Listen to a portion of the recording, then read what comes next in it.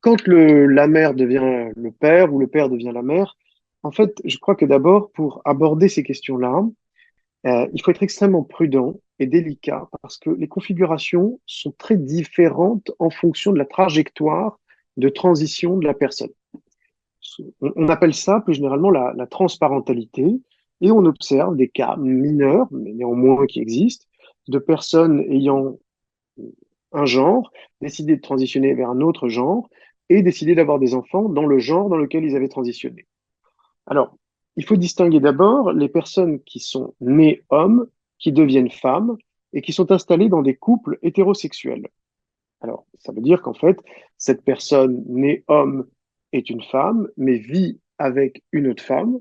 Donc le couple fait appel à du sperme qui va être inséminé, une FIV, avec la personne qui peut porter, et ils vont avoir un enfant. Alors là, ça signifie qu'au fond, euh, il y aurait donc deux mères, c'est un couple homoparental lié à une transition de genre. On en a très peu, c'est assez rare, et les études que j'ai, en tout cas moi je n'en ai pas rencontré, donc je ne peux pas me prononcer sur ce cas-là. Là où on en a rencontré davantage, c'est lorsque une personne est née femme, qu'elle devient homme après une transition, et qu'au fond, cette personne, donc ce père, souhaite avoir un enfant avec une autre femme. C'est donc un couple hétérosexuel qui se présente, et dont l'histoire est liée à un parcours de transition de genre pour l'homme. Ces hommes-là ont fait l'objet d'une étude très approfondie au Sécos de Port-Royal, où on a étudié leur psychopathologie, on a vraiment regardé s'il y avait un certain nombre d'éléments qui pouvaient nous laisser penser que les enfants seraient en risque, et il n'y en a pas. L'étude a été faite, conclue sur une trentaine ou une quarantaine de personnes, et ensuite les enfants nés de ces couples-là ont été également interrogés, et du point de vue des processus de pensée, du schéma corporel, des troubles de l'identité, il semblerait qu'il n'y ait rien de particulier à signaler. Qu'au fond, ce sont des couples hétérosexuels. Simplement, le père souligne dans ces cas-là la difficulté qu'il a à dire qu'il n'a pas d'organe génital masculin à son enfant. Et là, un travail psychique a lieu pour essayer de comprendre comment on peut se sentir homme et père devant un enfant sans avoir la possibilité de parler avec un enfant de son organe génital, de dire bon, tout simplement papa n'a pas de zizi, et ça a fait l'objet d'un travail de recherche et d'un travail clinique approfondi à Port-Royal pour essayer de comprendre comment ces hommes pouvaient se débrouiller avec cette difficulté-là. On a encore un troisième cas qui est beaucoup plus compliqué cette fois, enfin qui semble plus compliqué, qui est celui des personnes nées femmes qui ont transitionné pour devenir hommes, mais qui ont gardé leur appareil génital et qui souhaitent porter la grossesse.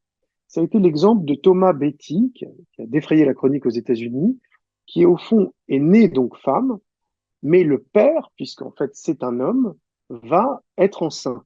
Et donc c'est la configuration très rare en France, il y en a quelques-uns, je crois que ça se compte sur quelques personnes, de pères enceints.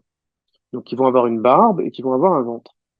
Euh, bon, là, les études sont partagées. Certains le vivent très bien, puis d'autres pères vivent cette recomposition très mal parce qu'ils voient tous les signes, au fond, physiologiques de la féminité réapparaître, notamment la lactation, qu'ils avaient voulu fuir lorsqu'ils avaient transitionné et qui sont exacerbés au cours de la grossesse. Et là, ils peuvent rencontrer des difficultés. Mais quel que soit le cas, en fait, en question, je crois qu'il ne s'agit pas de dire c'est bien, c'est pas bien, on est d'accord, on n'est pas d'accord. Je crois que notre travail, il n'est pas politique, qu'il est clinique et qu'il s'agit simplement d'essayer d'aider ces personnes à se débrouiller avec leurs désirs, leurs difficultés, les limites qu'elles rencontrent, et surtout d'être attentif aux soins de l'enfant, à la façon dont, au fond, les enfants sont reçus dans ces couples-là. Et il semblerait que les choses ne soient pas tranchées, et contrairement à une idée parfois reçue, eh bien, tout ne va pas si mal qu'on le pense. Il y a des réorganisations qui sont assez heureuses, et parfois, certains hommes ayant été des femmes réintègrent un certain nombre de comportements, de façons de faire, très féminines et très maternantes, et se montrent des pères très tendres et très bons. Donc, je dirais qu'il n'y a pas de donc. On ne peut pas dire la transition entraîne nécessairement une psychopathologie. Ça, c'est erroné, c'est un raccourci qu'il faut absolument éviter. parce qu'il peut être violent pour les personnes concernées et il est surtout faux cliniquement.